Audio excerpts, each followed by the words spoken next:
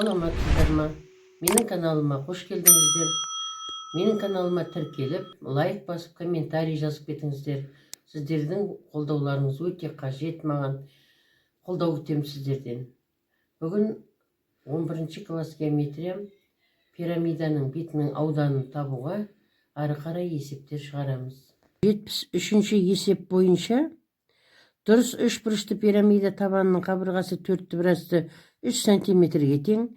Егер пирамиданың табан жазықтығы мен бүйір жағының Ә пункті бойынша бүйір қырының арасындағы бұрыш 60 градусқа тең болса, оның бүйір бетінің ауданын тап дейді. Енді біз А пункті бойынша бірінші бүйір жағының табан жазықтығының арасындағы бұрыш 60 градус болғандағы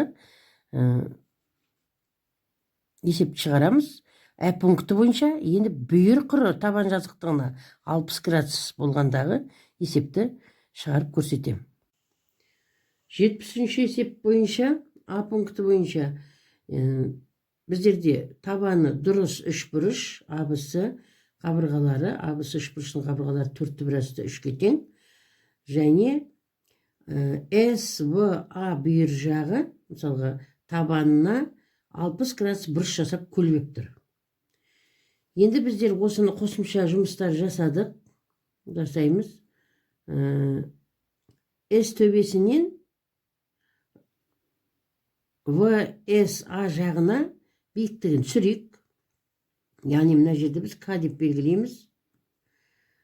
Және пирамиданың өзінің биіктігін түсіреміз. Оның биіктігі мына дұрыс үшбұрышқа іштей сызылған шеңбердің центріне сәйкес келеді. Олай болатын болса, бізде қазір КО-мыз іштей сызылған шеңбердің радиусы болады.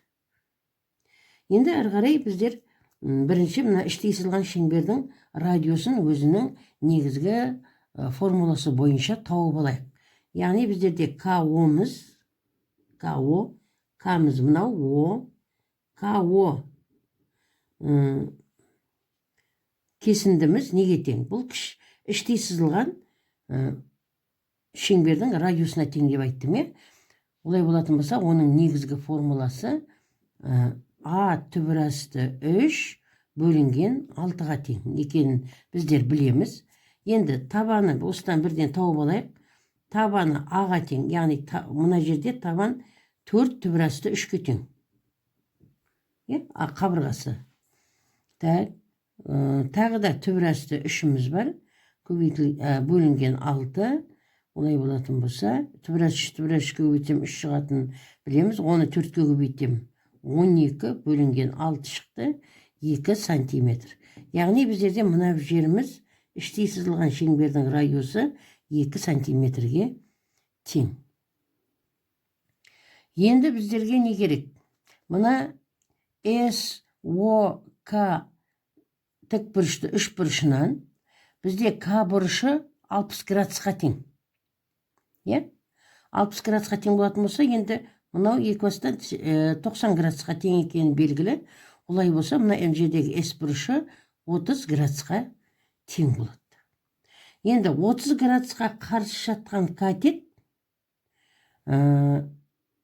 гипотенузаның жартысына тең. Олай болатын болса, бізде гипотенузамыз СК, ол мына катеттен 2 есе үлкен. Олай болатын болса, 4-ке тең. Мына жеріміз. Сонда СК-мыз 4 сантиметрге тең болады. Енді бізде бүйір бетінің ауданын табу үшін біздерге енді КС-міз керек қой. КС-міз тең болады. КС-міз КО-ның 2 есе үлкен болады. КО-мыз жаңа 2 дедік. 2-ні 2-ке көбейтсем 4 сантиметр. Қалай шыққанын көрсетіп жатыр. КС-міз. Енді табанның периметрін табамыз. Енді С бүйір бетін табу үшін формуласын жазып қойайын. 2-ден 1 П. Яғни табанның периметрінің жартысын апофемаға көбейтеміз. Біз апофеманы тауып алдық. СК бізге ізденді апофеманың яғни мәнін беріп тұр. Олай болатын болса, табанының периметрін табу үшін бізде табаны дұрыс үшбұрыш болғандықтан 3-ті түбірасты 4 түбірасты 3-ке көбейте қоям. Сонда 3 қабырға бар ғой енді. Сонда бұл болады 12 түбірасты 3 болады. Енді 12 түбірасты 3 болады екен. Енді осы жерден формулаға қояйық. S бүйір біті 2-ден 1 12 түбірасты 3 көбейту 4 тең болады. Көбейтем. 12 мен 2-ні 2-ке қысқартсақ мынаған 6-дан келеді. Олай болатын болса, 6-ны 4-ке көбейтем. 24 түбірасты 3-ке тең. Сонда жауабы деп деп қояйық. S бүйір беті 24 түбірасты 3 сантиметр квадратқа тең. 70-тің ә пункті бойынша тағы да табаны дұрыс 3 бұрыш қабырғасының ұзындығы 4 түбірасты 3-ке тең. 3 қабырғасы 4 түбірасты 3-ке тең. Енді біздер ә пунктінде енді бүйір қыры табан жазықтығына 60 градус болғандағы, яғни S бүйір бетінің ауданын табамыз. Енді бұны табу үшін біздер бірінші ВК-ны тауып алуымыз керек. Енді ВК мынау дұрыс 3 бұрыш болғандықтан, бұл осы 3 бұрыштың әрі биіктігі де болады, әрі биссектрисасы болады, әрі медианасы болады, оны біз білеміз. Осыдан ВК-ны табу үшін біздер мына тік бұрышты 3 бұрышты пайдаланамыз. Мына жер 90 градус екенін білеміз. Олай болатын болса, ВК-ның ұзындығы табу үшін біздер АВ-ның квадратынан АК-ның квадратын алып тастаймыз. Енді ВК квадрат тең болады АВ-ның ұзындығы 4 түбірасты 3-тің квадраты азайтылған. Ал мына АК-мыз жаңа айттық қой, медиана дедік. Олай болатын болса, 2-тен кесіндіге бөледі. Бұл 4 түбірасты 3 бөлінген 2-ке тең. Яғни ұзындығының жартысына тең. Сонда 4 түбірасты 3 бөлінген 2-нің квадраты.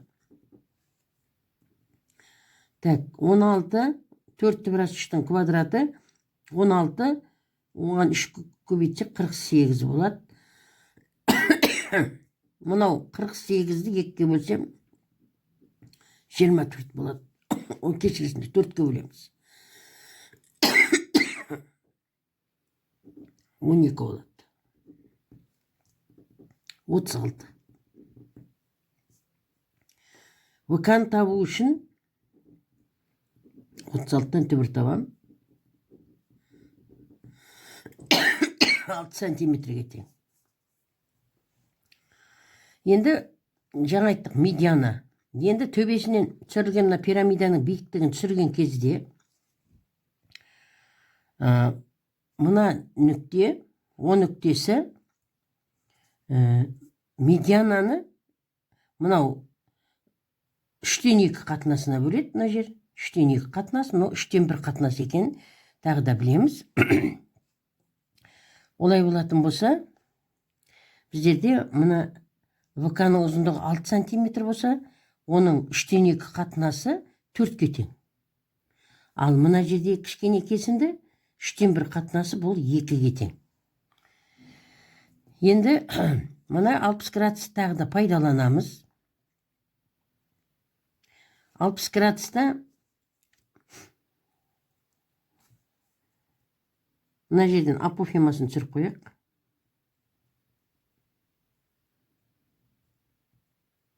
Бұл СК апофема. Енді біздерге нені табуымыз керек? Біздерге мына биіктік табуымыз керек, S-ны табуымыз керек.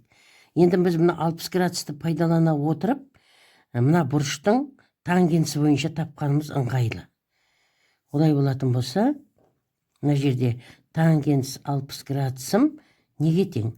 қарсы жатқан катет СО, қарсы жатқан катеттің іргелес жатқан катетке қатынасы ВО-ға жазайық. СО-ның ВО-ға қатынасы бұл берілген бұрыштың тангенсін береді. Енді біздерде ВО-мыз 4-ке тең тауып алдық жаңа.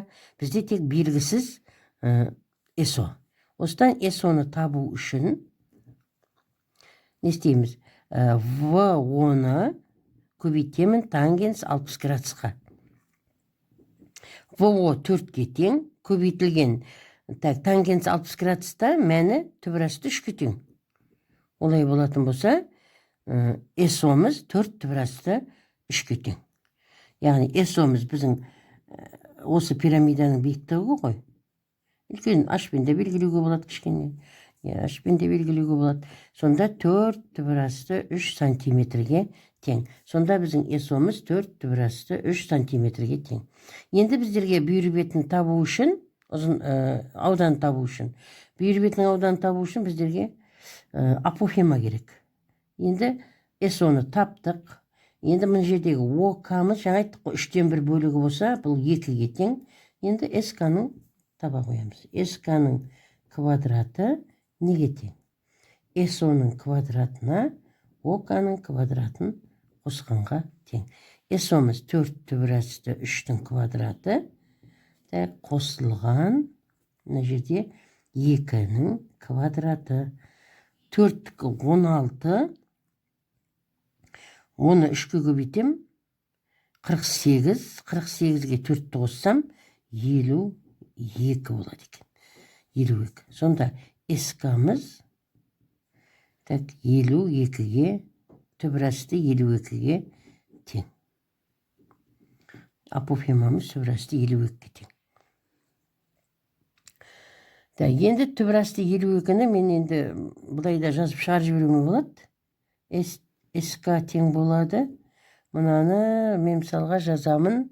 4 көбейту 13 десем, 52 болмай ма? Сонда 2 түбірасты 13. Яғни СК-мның ұзындығы, яғни апофемамдікі 2 түбірасты 13-ке тең. Енді бүйір бетін табайық. 2-ден 1 П көбейтілген апофема. Табанның периметрі біз алдыңғы есепте таптық қой. 12 түбірасты 3-ке тең дедік. 2-ке қысқартқанда 6 түбірасты 3-ке тең. Көбейту апофемамыз 2 түбірасты 13-ке тең. Сонда бізде болады 12 түбірасты 39-ға тең. 12 көбейтілген түбірасты 39-ға тең болады екен. Жауабы бүйір беті 12 түбірасты 39 сантиметр квадрат. Бізге ізделінді бүйір бетінің ауданы таптық. Сонда біз бұл есепте нені білдік? Бұл есепте бүйір жағы мен табан жазықтығының арасындағы бұрыш арқылы бүйір бетінің ауданын таптық. Ана бірінші пункті бойынша бүйір жағы мен табан жазықтығының арасындағы бұрыш 60-ға тең болғанда, 60 градусқа, онда да бүйір бетінің ауданын таптық. Менің каналыма тіркеліп, лайк басып, комментарий жазып кетіңіздер. Сіздердің қолдауларыңыз өте қажет маған. Қолдау күтемін сіздерден.